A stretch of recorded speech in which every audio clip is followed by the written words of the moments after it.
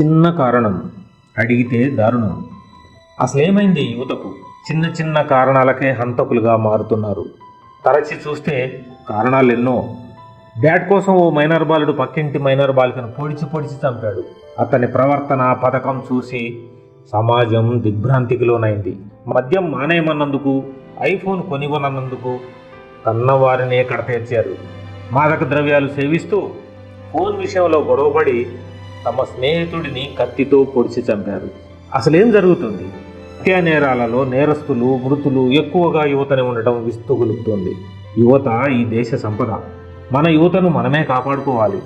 మత్తు పదార్థాల వినియోగంపై ఉక్కు పాదం మోపాలి.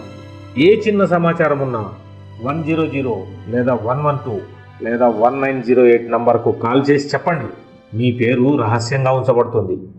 మీ రాచకొండ పోలీస్.